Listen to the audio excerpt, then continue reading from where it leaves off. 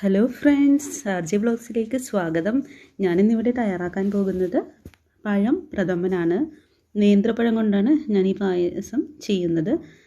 അപ്പോൾ ഇതെങ്ങനെയാണ് തയ്യാറാക്കുന്നതെന്ന് നോക്കാം. ഇതിനാവശ്യമായിട്ടുള്ള ചേരുവകൾ: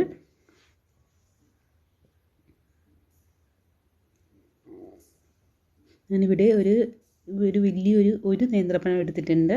നേന്ത്രപ്പഴം പുഴുങ്ങി അതിനെ നടുവിലുള്ള കറുത്ത ഇതൊക്കെ കളഞ്ഞതിന് ശേഷമാണ് മിക്സിയിൽ അടിച്ചു വെച്ചേക്കുന്നത്. 3 അച്ച് ശർക്കര, തേങ്ങ, ഒരു ഇടത്തരം തേങ്ങയുടെ 1/4 പാലും 2/2 പാലും,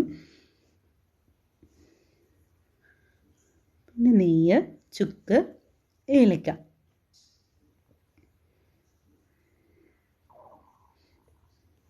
ഈ ഓണക്കാലത്ത് നിങ്ങളെല്ലാവരും പറ്റുവാണെങ്കിൽ ഈ നേന്ത്രപ്പഴം പായസം ഒന്ന് തയ്യാറാക്കി നോക്കണേ.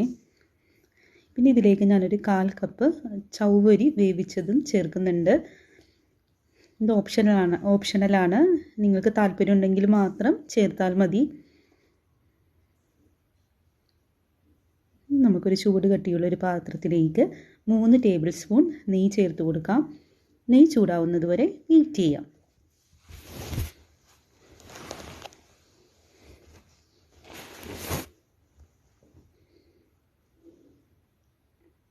നെയ്യ് നല്ലവണ്ണം ചൂടായി വന്നിട്ടുണ്ട്. നമുക്കിനി ഇതിലേക്ക് അരച്ച് വെച്ചിരിക്കുന്ന നേന്ത്രപ്പഴം മിക്സ് ചേർത്ത് കൊടുക്കാം.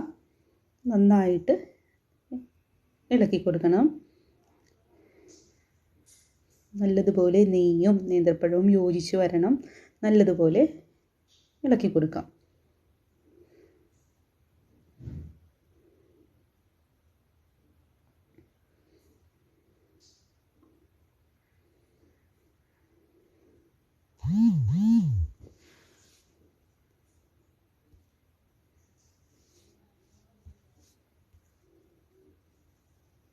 ഇപ്പോൾ നമ്മുടെ നേന്ത്രപ്പഴവും നെയ്യും നല്ലതുപോലെ യോജിച്ച് വന്നിട്ടുണ്ട്. ഇനി ഇതിലേക്ക് എടുത്തു വെച്ചിരിക്കുന്ന ശർക്കര ചേർത്ത് കൊടുക്കാം. ശർക്കര ഞാൻ കുറേശ്ശെ ആയിട്ടാണ് ചേർക്കുന്നത്. നിങ്ങളെടുക്കുന്ന നേന്ത്രപ്പഴത്തിന് മധുരം കൂടുതലാണെങ്കിൽ ശർക്കരയുടെ അളവും കുറച്ച് കുറക്കാം. ഞാൻ എടുത്തേക്കുന്ന പഴത്തിന് കുറച്ച് മധുരം കുറവാണ്.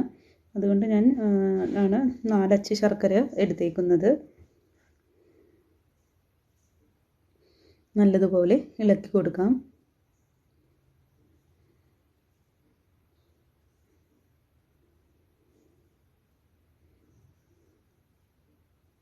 അങ്ങനെ നമ്മുടെ ശർക്കരയും പഴവും നല്ലതുപോലെ മിക്സായി നല്ല തിളച്ച് വന്നിട്ടുണ്ട്. നല്ല കട്ടിയായിട്ട് വന്നിട്ടുണ്ട്. നമുക്കൊന്ന് ഇളക്കി കൊടുക്കാം.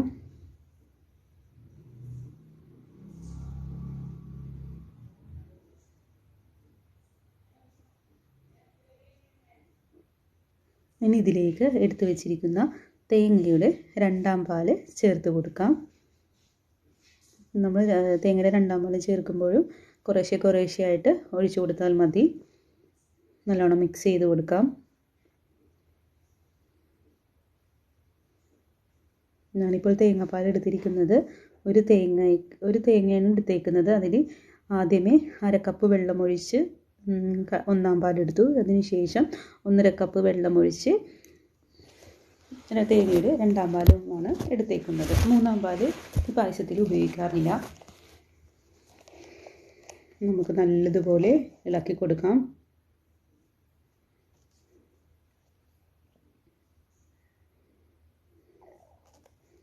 ഇനി ഇതേ സമയം തന്നെ വേവിച്ച് വെച്ചിരിക്കുന്ന ചവ്വരി ചേർത്ത് കൊടുക്കാം. ചവ്വരി ചേർത്താൽ നമുക്ക് പായസത്തിന് ഇടയ്ക്കൊക്കെ നമ്മൾ കഴിക്കുന്ന നേരത്തൊന്ന് കടിക്കാൻ കിട്ടും. അല്ലെങ്കിൽ ഇതൊരു പ്ലെയിൻ പായസമായി പോകും. സാധാരണ നമ്മുടെ പരിപ്പ് പായസത്തിൽ നമുക്കിടയ്ക്ക് കഴിക്കാൻ പരിപ്പൊക്കെ കിട്ടും. നമ്മൾ നേന്ത്രപ്പഴം അരച്ച് ചേർക്കുന്നത് കൊണ്ട് നമ്മുടെ പായസം പ്ലെയിൻ ആയിരിക്കും. അതുകൊണ്ടാണ് ചവ്വരി ചേർക്കുന്നത്. നല്ലതുപോലെ ഇളക്കി കൊടുക്കാം. ഇനി നല്ലപോലെ തിളച്ച് വരുന്നത് വരെ വെയിറ്റ് ചെയ്യാം.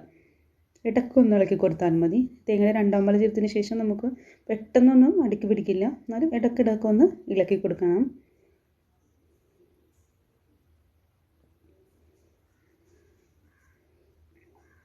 ഇനി ഇതിലേക്ക് ടേസ്റ്റ് ബാലൻസ് ചെയ്യുന്നതിന് വേണ്ടി ഒരു പിഞ്ച് ഉപ്പ് ചേർത്ത് കൊടുക്കാം.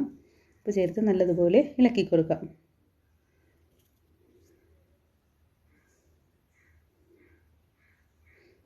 പിന്നെ നമ്മുടെ പഴം പായസം ഇവിടെ നല്ലതുപോലെ തിളച്ച് വരുന്നുണ്ട്.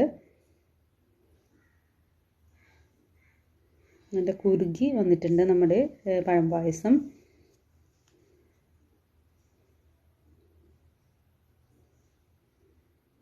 ഇതേപോലത്തെ ചെറിയ ചെറിയ റെസിപ്പിയുമായി എല്ലാ ദിവസവും ഞാൻ വരുന്നതാണ്. നിങ്ങൾക്ക് ഇഷ്ടമായാൽ എൻ്റെ ചാനൽ സബ്സ്ക്രൈബ് ചെയ്യണേ, ലൈക്ക് ചെയ്യണേ, അഭിപ്രായങ്ങൾ കമൻറ്റ് രൂപത്തിൽ അറിയിക്കണേ. നിങ്ങൾ ഈ വീഡിയോ കാണുന്നത് എൻ്റെ ചാനൽ സബ്സ്ക്രൈബ് ചെയ്യാതെയാണെങ്കിൽ പ്ലീസ് ഒന്ന് സബ്സ്ക്രൈബ് ചെയ്യണേ. ഇനി നമുക്കൊരു ടേബിൾ സ്പൂൺ ചുക്കും ഏലക്കയും പൊടിച്ചത് ചേർത്ത് കൊടുക്കാം. ഞാനിവിടെ എടുത്തിരിക്കുന്നത് 4 ഏലക്കായും, ഏലക്കയുടെ തോടെടുക്കുന്നില്ല, അതിനുള്ളിലെ കുരുവും പിന്നെ ഒരു ചെറിയ കഷ്ണം ചുക്കുമാണ് എടുത്തേക്കുന്നത്. എന്നിട്ട് നല്ലതുപോലെ പൊടിച്ചതാണ് ഇപ്പോൾ ഈ സമയത്ത് ചേർത്ത് കൊടുത്തത്. അപ്പം അങ്ങനെ നമ്മുടെ പായസം നല്ലതുപോലെ കുറുകി വന്നിട്ടുണ്ട്. ഇനി ഇതിലേക്ക് തേങ്ങയുടെ 1/4 പാല് ചേർത്ത് കൊടുക്കാം.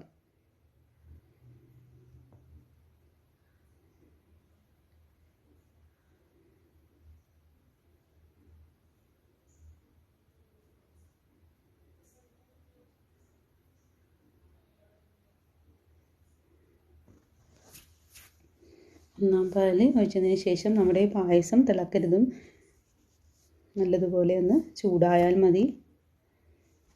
നല്ലതുപോലെ ഒന്ന് ഇളക്കി കൊടുക്കാം. ഞാനെടുത്തേക്കുന്ന ശർക്കരയ്ക്ക് നിറം കുറവാണ്, അതുകൊണ്ടാണ് ഈ കളറ്. നല്ല ഡാർക്ക് ശർക്കരയാണെങ്കിൽ നല്ല കളറായിരിക്കും നമ്മുടെ പായസത്തിന്. അപ്പോൾ നിങ്ങൾ പായസം ഉണ്ടാക്കുമ്പോൾ നല്ല ഡാർക്ക് ശർക്കര തന്നെ ഉപയോഗിക്കാൻ ശ്രദ്ധിക്കണേ. ഇനി ഇതിലേക്ക് നമുക്ക് അണ്ടിപ്പരിപ്പും കാഷ്യൂവും ഒക്കെ ഒന്ന് വറുത്തെടുക്കാം. ഒരു പാൻ അടുപ്പത്ത് വെച്ച ശേഷം 2 ടേബിൾ സ്പൂൺ നെയ്യ് ഒഴിക്കാം. നെയ്യ് ഒഴിച്ച ശേഷം കുറച്ച് കശുവണ്ടി ചേർത്ത് കൊടുക്കാം. കശുവണ്ടി ഒന്ന് റോസ്റ്റ് ചെയ്തെടുക്കാം. ഇതിലേക്ക് നമുക്ക് നാളികേരക്കൊത്തും ഇതേപോലെ റോസ്റ്റ് ചെയ്തിടാം. നിങ്ങളുടെ ഇഷ്ടത്തിനനുസരിച്ച് ചേർത്താൽ മതി. കുറച്ച് കിസ്മിസും ചേർത്ത് കൊടുക്കാം.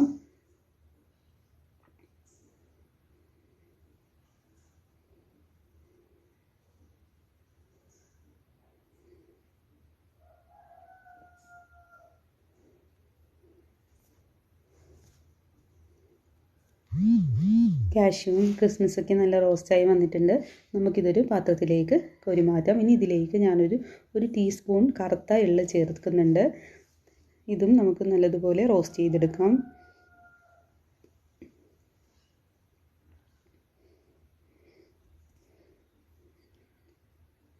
നമുക്ക് റോസ്റ്റ് ചെയ്ത ഈ എള്ള് പായസത്തിലേക്ക് ഇട്ട് കൊടുക്കാം.